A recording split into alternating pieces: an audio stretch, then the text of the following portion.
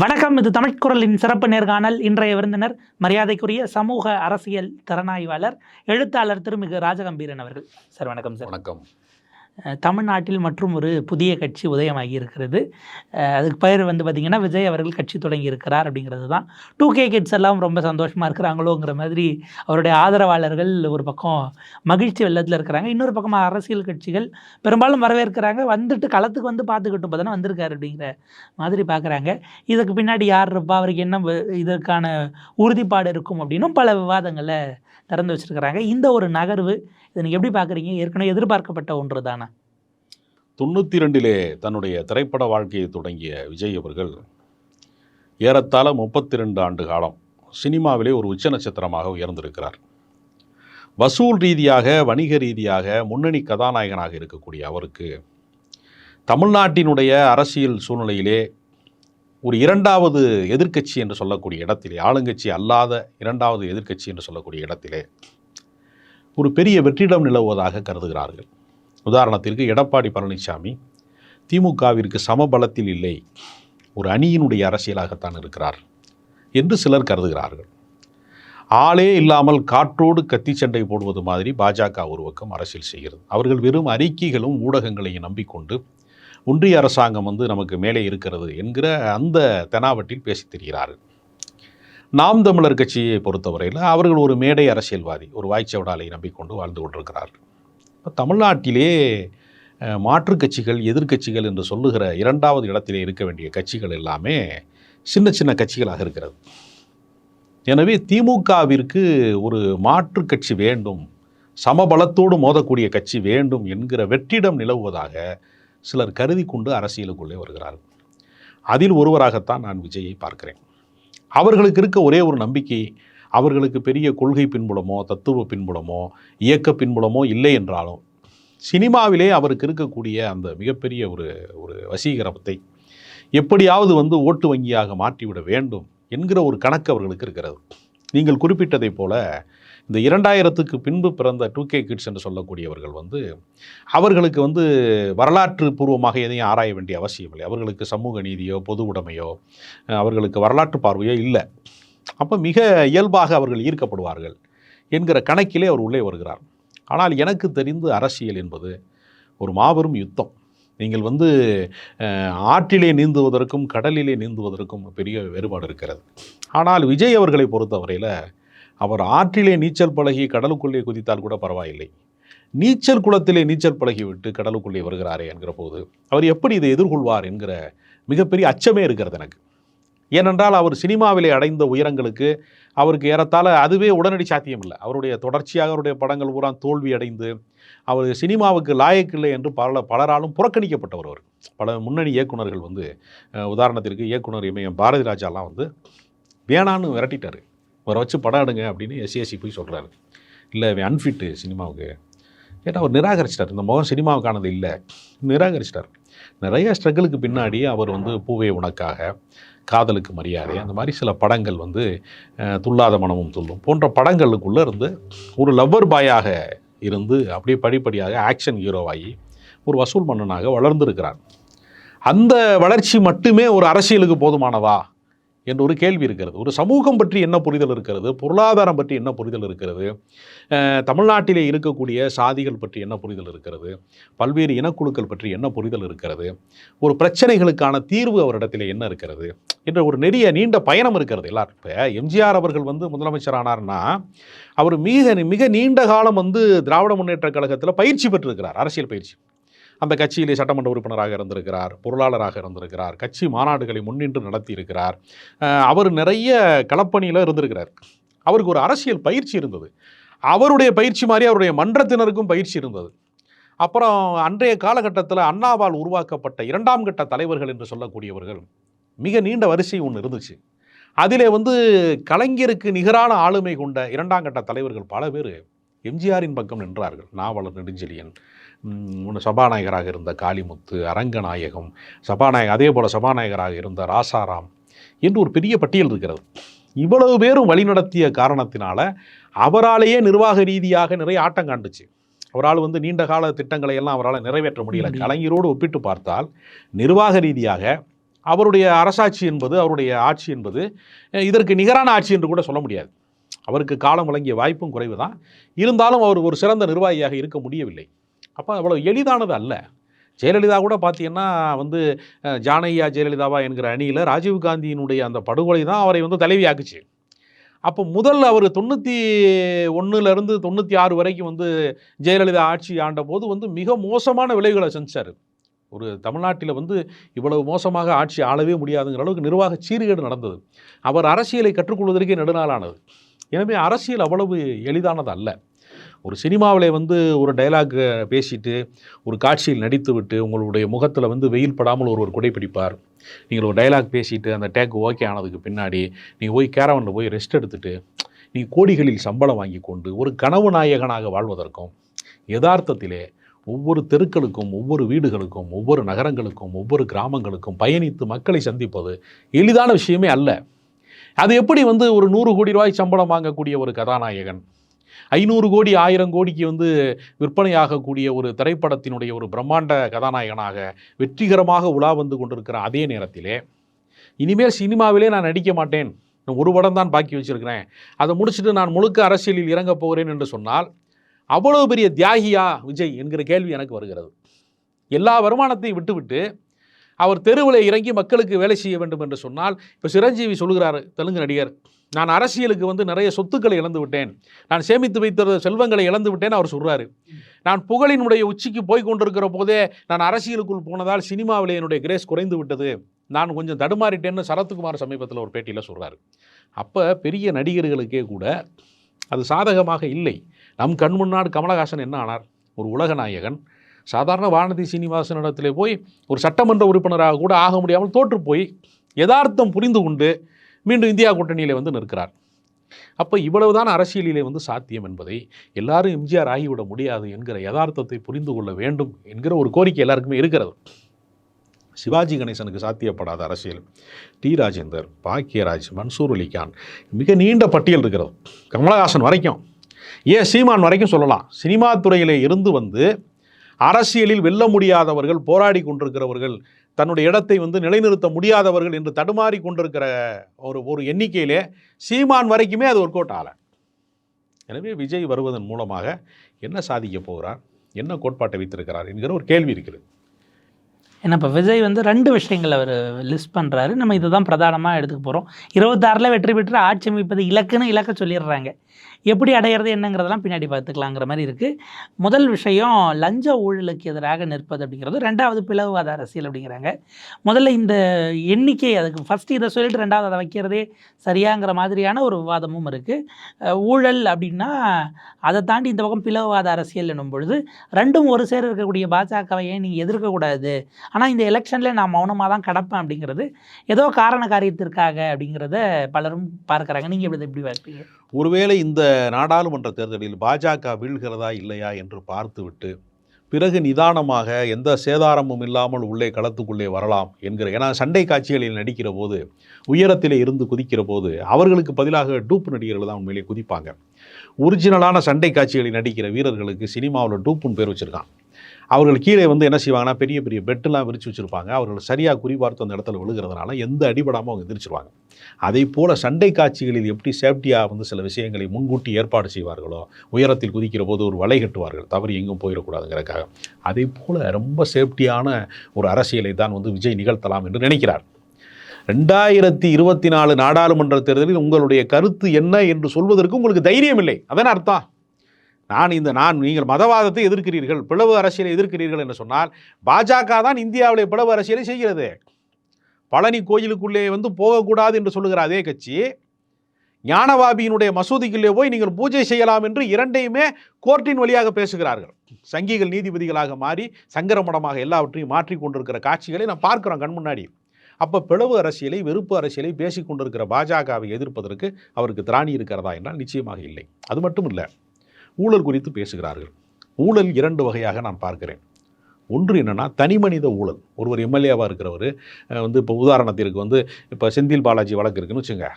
அவர் conductor வேலைக்கு 1 லட்ச ரூபா கேட்டார், டிரைவர் வேலைக்கு 2 லட்ச ரூபா கேட்டார், 10 பேர்கிட்ட 10 லட்சம் 20 லட்சம் வாங்கிட்டாருன்னு வழக்கு போடுறான். நீங்கள் இதே சமயத்தில் மிகப்பெரிய அளவில் லாபகரமாக இயங்கக்கூடிய பொதுத்துறை நிறுவனங்களை, விமான நிலையங்களை பூரா வந்து ஒரு தனியாருக்கு கொடுக்குறான். ரயில்வேயை படிப்படியாக தனியாருக்கு கொடுப்பது, வெற்றிகரமாக இயங்கி கொண்டிருக்கிற எல்ஐசி போன்ற நிறுவனங்களை தனியாரினுடைய பங்குக்கு விற்பது, நிலக்கரியை வந்து இறக்குமதி செய்வதிலே அதானிக்கான ஊழலை வந்து மிகப்பெரிய கோடிக்கணக்கான ரூபாய் வந்து முறைகேடுகளை செய்வது, இதெல்லாம் நிறுவனமயமாக்கப்பட்ட ஊழல். இந்த கார்ப்பரேட் செக்டாருடைய ஊழல் என்பது தனி மனித ஊழலை போல கண்ணுக்கு தெரியாது. ஒரு தனி நபராக ஒருவர் என்ன செய்வார்னா, அந்த ஊரில் இருக்கிற ஒரு எம்எல்ஏ வந்து ஒரு புதுசாக ஒரு கார் வாங்குறாரு, ஒரு வீடு கட்டுறாரு, இந்த மாதிரியான தவறுகள் பளிச்சுன்னு தெரியும் இல்லையா? அவங்க வீட்டுக்கு வருமான வரித்துறை போகிறதன் மூலமாக, ஒரு நடிகன் வீட்டுக்கு போகிறதுனாலையோ அல்லது ஒரு அரசியல் தலைவர் வீட்டுக்கு போகிறதுனாலையோ அங்கு நடக்கிற வருமான வரித்துறையினுடைய சோதனையோடு ஒப்பிட்டு பார்த்தால் அதானி அம்பானியினுடைய ஊழல் என்பது பல லட்சம் கோடிகளை கடந்து இருக்கிறது. இந்தியாவினுடைய பட்ஜெட் எவ்வளவோ அதே அளவுக்கு நிகரான வருமானத்தை அவர்கள் வைத்திருக்கிறார்கள். அங்கு வந்து கார்ப்பரேட் செக்டாருக்கு சேவை செய்து கொண்டே ஊழலை ஒழிப்பேன் என்று சொல்வது, அதுதான் மிகப்பெரிய ஊழல். தனி மனித ஊழலை இவர்கள் பிரமாண்டப்படுத்தி கொண்டே மிகப்பெரிய வந்து நிறுவனமயமாக்கப்பட்ட ஊழலை வந்து இவர்கள் வந்து ஏற்றுக்கொள்கிறார்கள். அப்போ ஊழல் எதிர்ப்பு என்பதை இவர் எப்படி புரிந்து வைத்திருக்கிறார்? வெறுமனே வந்து பணம் எடுத்து செல்வது என்பது மட்டும்தானா? தத்துவார்த்த ரீதியாக தனக்கு வேண்டப்பட்டவர்களை பொறுப்புகளில் கொண்டு போய் உட்கார வைப்பது அப்படிங்கிற சிஸ்டமை கரப்ட் பண்ணி அதை ஒரு சைடாக சார்பு நிலையோடு ஆக்குவது, அதிகாரிகள் மட்டத்திலேருந்து அத்தனை பேரையும், அப்படிங்கிறதும் கூட ஒரு வகையில் அது நம்ம அந்த கணக்கில் தானே எடுக்கணும்ன்ற. இன்னொன்று, அவர் கொள்கையாக முன்வைக்கிற போது பிறப்புக்கும் எல்லா உயிருக்கும்ங்கிற கோட்பாடை சொல்லுகிறார். அந்த சமூக நீதி கோட்பாடு தான் திராவிட இயக்கத்தினுடைய கோட்பாடு. அப்போ அதற்கு தனியாக ஒரு அரசியல் கட்சி நடத்த வேண்டிய அவசியம் இல்லை. அதுதான் திராவிட இயக்கத்தினுடைய கோட்பாடே. பிறப்பினால் மனிதர்களை பேதம் பார்ப்பதன் மூலமாக பிற்படுத்தப்பட்டவனுக்கு கல்வியை மறுப்பது, ஒடுக்கப்பட்டவனுக்கு வந்து உரிமையை மறுப்பது, அவனுக்கு அதிகாரங்களுக்கு செல்ல விடாமல் பார்த்து கொள்வது என்ற தடைகளை உடைப்பது தான் திராவிட இயக்கத்தோட வேலை. ஆதிக்கம் தான் எங்களுக்கு ஒரே எதிரி என்று சொல்வதைத்தான் திராவிட இயக்கம் செய்திருக்கிறது. அந்த கோட்பாட்டை ஒரு பக்கம் சொல்லிக்கொண்டே இன்னொரு பக்கம் வந்து நான் வந்து ஊழலை எதிர்ப்பேன் அல்லது மதவாதத்தை எதிர்ப்பேன் சொல்கிறார். மதவாதத்தை திராவிட இயக்கங்கள் எதிர்க்கிறது, இடதுசாரி இயக்கங்கள் எதிர்க்கிறது, ஊழலை இடதுசாரி இயக்கங்கள் எதிர்க்கிறது. இன்னும் சொல்லப்போனால் இந்திய அரசியல் வரலாற்றிலேயே பெரு நிறுவனங்களிடத்திலே போய் தேர்தல் நிதி வாங்காத அரசியல் கட்சியாக கம்யூனிஸ்ட் கட்சிகள் இருக்கிறது. அப்போ நீங்கள் ஊழலை ஒழிப்பேன் என்று சொன்னால் இடதுசாரிகளோடு கைகோர்க்க போகிறீர்களா? மதவாதத்தை எதிர்ப்பேன் என்று சொன்னால் திராவிட இயக்கத்தோடு கைகோர்ப்பீர்களா? உங்களுடைய தத்துவத்திற்கான வலிமை என்ன? என்ன கோட்பாட்டை முன்வைப்பீர்கள்? ஒரு அரசியல் கட்சி நடத்துவது எளிதானதா? எத்தனை மாநாடுகள், எத்தனை பொதுக்கூட்டங்கள், எத்தனை பேரணிகள், எத்தனை சிறை நிரப்புகிற போராட்டங்கள் என்று ஒரு பெரிய தொடர் நடவடிக்கை இருக்கிறது. மக்களுடைய நம்பகத்தன்மையை பெறுவது அவ்வளவு எளிதானதா? முதல்ல சினிமாவில் ஒரே ஒரு நாள் செட்டு போட்டு நம்ம முதலமைச்சர் ஆயிடலாம், அதை போன்றதா? இது வந்து செட்டு போடுற விஷயமா? ஒரு ஆர்ட் டைரக்டரை கூப்பிட்டு சட்டசபை மாதிரி ஒரு செட்டு போட்டு விஜய் ஒரு நாள் முதலமைச்சராக நடிக்கலாம், அதை விடுத்துவிட்டு நிஜமாகவே முதலமைச்சராக வேண்டும் என்று அவர் சொல்வதும், 2024 தேர்தலை தந்திரமாக தவிர்ப்பதும் அவர் மீதான சந்தேகத்தை நமக்கு அதிகப்படுத்துகிறது. இப்போ இந்த இடம் தான் அவர் அந்த முன்னெடுத்த 2 விஷயத்திலேயே கூட முதல்ல வரக்கூடியது வெறும் நிர்வாக சீர்திருத்தம் தான். நீங்கள் லஞ்சம் ஊழலற்ற விஷயம் என்பது தத்துவார்த்த ரீதியிலான விஷயம் கிடையாது. ஆனால் பிறப்போக்கும் எல்லாருக்கும் சொல்லக்கூடிய ஒருவர் முதல்ல பிளவுவாதத்தை வச்சிருக்கணுன்ற இடம் தான் அவர் மீதான சந்தேகத்தினுடைய அந்த நிழல் படி ஒரு காரணம் அப்படின்னு பார்க்குறாங்க. இன்னொரு பக்கம் என்ன விமர்சனம் வைக்கிறாங்க அப்படின்னா, இன்னமும் கூட சமீபத்தில் கமலஹாசன் பிறந்த நாளிலும் கூட அந்த சர்ச்சை வந்தது. எல்லாருக்கும் அவர் கை கொடுக்கல, அவர் தள்ளி நின்றுக்கிட்டார், அங்கேருந்து இது பண்ணி அனுப்பிட்டாருன்னும் போது, நீங்கள் விஜயோட வீடு அப்படின்னு நம்ம பார்த்தோம் அப்படின்னா வீட்டை அந்த கதவை தாண்டி பார்க்க முடியாதுங்கிற லெவலுக்கு இருக்கக்கூடியவர் மக்களோடு வந்து பழகுவது அல்லது வீதிக்கு வருவது அப்படிங்கிறது முதல்ல அந்த பிம்பத்தை உடச்சிட்டு வெளியில் வருவதற்கு அவர்கள் தயாராக இருப்பார்களா அப்படிங்கிற ஒரு கேள்வியும் இருக்குது. அந்த இடம் இன்னும் இலகி அதை எளிமைப்படுத்திக்கிட்டு எல்லோரோடும் இயல்பாக வருவதுங்கிறது அந்த இதை உடைக்கி வச்சுட்டு வர்றது சாத்தியமா? சினிமாவிலே பார்க்கிற பிம்பமும் நேரில் சந்திக்கிற ஒரு நடிகனுடைய பிம்பமும் வேறு வேறு என்பதை அறிந்து கொள்வதற்கு முன்னால் ஒரு மயக்கம் இருக்கும், ஒரு தோற்றப்பிள்ளை மாதிரி ஒரு மயக்கம் இருக்கும். ஒரு நடிகை வந்து நகைக்கடை திறப்பு விழாவிற்கு சேலத்துக்கு வருகிறார், நயன்தாரா என்கிறவர் வந்து சேலத்துக்கு வருகிறார்னு லட்சக்கணக்கான மக்கள் கூடலாம். அதனால் நயன்தாரா தான் அடுத்து புரட்சி தலைவி, அவர்தான் வந்து தமிழ்நாட்டை ஆளப்போகிற அடுத்த தலைவி என்று நாம் கருதுவது எவ்வளோ பெரிய மூட நம்பிக்கையோ அதே தான் ஒரு நடிகனை முதல் முறையாக பார்ப்பதற்கு ஒரு கூட்டம் வரும். அந்த கூட்டம் எல்லாம் ஓட்டாக மாறுமா, வாக்காளர்களாக மாறுவார்களா என்கிற ஒரு கேள்வி இருக்கிறது. இப்போ வைகோ அவர்கள் மேடையில் பேசுகிற போது நிறைய கூட்டம், ஆயிரக்கணக்கான பேர் கூடுவாங்க, சீமானுக்கு கூட கூட்டம் கூடுறாங்க. அது அத்தனையும் வாக்கு வங்கியாக மாறுகிறதா என்று கேட்டால் அது ஒரு என்டர்டெயின்மெண்ட்டாக பார்ப்பார்கள். எனவே நம்பகத்தன்மை என்பது வேறு, ஒரு அரசியல் கட்சி என்பது நம்பகத்தன்மை சார்ந்தது. அதனால் அவர்கள் மிக எளிதான கணக்கு போடுறாங்க. நான் என்ன கேட்குறேன்னா, ஒரு 100 கோடி ரூபா சம்பளம் வாங்கிட்டு இவ்வளவு வசதியான சூழலை வாழ்ந்து கொண்டிருக்கிற அவர் தேர்தலுக்கு வந்து எப்படி செலவழிப்பார், தேர்தலை எப்படி எதிர்கொள்வார், எப்படி கட்சி மாநாடுகளை எதிர்கொள்வார்? அதற்கான பொருளாதாரங்கள் எங்கிருந்து வருகிறது? கை காசை இழப்பதற்காக தியாகம் செய்வதற்கு வருகிறாரா? இன்னும் ஒரு 10 ஆண்டு காலம் நடிப்பதற்கான சாத்தியங்கள் அவருக்கு இருக்கிற போது, தொழில் நன்றாக போய்கொண்டிருக்கிற போது, நடிப்பிலே அவர் உச்ச நட்சத்திரமாக இருக்கிற போது, வணிக நட்சத்திரமாக இருக்கிற போது, அதை விட்டு விட்டு வருகிற அளவிற்கு விஜய் தியாகி ஆகிவிட்டாரா? இந்த தேர்தல் செலவுகளை அவர் எப்படி எதிர்கொள்வார் என்கிற கேள்வி வருகிற போது, அவர் கையில் இருந்து காசு கொடுத்து பழக்கப்படாதவர் என்று அவரோடு பழகியவர்கள் சொல்லுகிறார்கள். அப்படி என்றால் தமிழ்நாட்டு அரசியலிலே கால் பதிக்க முடியாத பாஜக போன்ற அமைப்புகள் இவரை இப்படிப்பட்ட வசனங்களை பேச வைத்து கொண்டு இவரை களத்திலே இறக்குவதன் மூலமாக திமுக போன்ற கட்சிகளை பலவீனப்படுத்த நினைக்கிறதா, அல்லது அதிமுக போன்ற கட்சிகள் பலவீனம் அடைந்ததற்கு பின்னால் அந்த வாக்கு வங்கிகளை இன்னொரு இடத்திற்கு இடமாற்றம் செய்வதற்கு வேலை செய்கிறார்களா? என்ன திட்டத்திலே, யாரினுடைய இயக்கத்திலே இவர் நடிக்கிறார்? சினிமாவில் எப்படி சில பேர் அவரை டைரக்ட் பண்ணுறாங்களோ அதுபோல் பொலிட்டிக்கலாகவும் சில பேர் இவரை பின்னோக்கி செலுத்துவதற்கு வாய்ப்பு இருக்கிறது.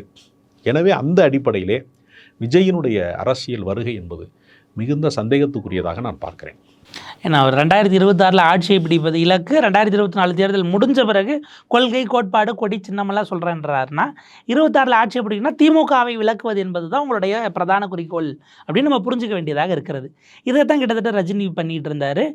சீமானும் அந்த காலகட்டத்தில் 10 ஆண்டு ஆட்சியில் இல்லாத திமுகவை எதிர்த்து தான் 21 தேர்தலே சந்தித்தார் அப்படிங்கிறத பார்க்குறோம். இப்போ விஜய் நேரடியாக 2026 திமுக ஆட்சிக்கு வருவதை தடுக்க முடியுமா என்பதற்காக ஒரு அணியாக ஏற்பாடு செய்யப்படுகிறாரோங்கிற ஒரு குற்றச்சாட்டை வைக்கிறாங்க. நம்ம அதை அப்படி பார்க்கலாங்களே. அதாவது 2ஆம் கட்ட அரசியல் தலைவர்கள், இப்பொழுது கலைஞர் இல்லாத ஒரு வெற்றிடம், ஜெயலலிதா இல்லாத வெற்றிடம், இப்பொழுது ஸ்டாலின் இருக்கிறார். அதை கழித்து விட்டு அடுத்த தலைமுறை தலைவர்கள் என்று பார்க்கிற போது சீமான் போன்றவர்கள், அண்ணாமலை போன்றவர்கள், உதயநிதி போன்றவர்களுடைய வரிசையில் வருகிற போது அவர்களை விட நமக்கு ஒரு மாஸ் கிரியேட் பண்ண முடியும், நம்மால் ஒரு கூட்டம் சேர்க்க முடியும் என்கிற தன்னம்பிக்கையின் அடிப்படையிலே ஒருவேளை விஜய் வந்தால், உதயநிதி என்கிற தனி மனிதனுக்கு பின்னால் அவர் தனி மனிதனே இல்லை, ஒரு தத்துவத்தின் தொடர்ச்சியாக, ஒரு பெரிய கூட்டத்தினுடைய ஒரு 75 ஆண்டு காலம் தொடர்ச்சியாக இயங்கிய ஒரு மாபெரும் திராவிட இயக்கத்தினுடைய தொடர்ச்சி, அந்த இயக்கம் அவருக்கு பின்புலமாக இருக்கிறது. இது ஒரு தனிநபர் சார்ந்தது அல்ல, ஒரு தத்துவம் சார்ந்தது. அப்போ ஒவ்வொருத்தருக்கு பின்னாடியும் மதவாதம் என்பது தமிழ் மண்ணிலே எடுபடாத விஷயம், அது மக்கள் நிராகரித்த ஒரு விஷயம். அதனால் அண்ணாமலையினுடைய அரசியல் இங்கு எடுபடவில்லை. எனவே ஓட்டு வங்கியை பிரிக்க வேண்டும் என்கிற ஒற்றை நோக்கத்திற்காக முழுக்க ஒரு பேக்கேஜ் அடிப்படையிலே விஜய் களம் இறக்கப்படுகிறார் என்பதற்கான வாய்ப்பு அதிகமாக இருக்கிறது. ஏனென்றால் வலதுசாரிகள் பல பேர் அவரோடு தொடர்பில் இருக்கிறார்கள். கட்சியினுடைய முன்னணி பொறுப்பாளர்களில் நியமிக்கப்படுகிறார்கள். அந்த புஷி ஆனந்த் என்று சொல்லக்கூடியவர் உட்பட அவரே பாஜகவினுடைய தொடர்பில் இருக்கக்கூடியவர்களாக இருக்கிறார்கள்.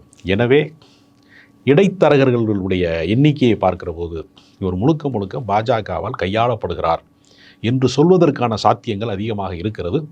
காலம் இவர் யார் என்பதை காட்டி கொடுத்துவிடும்.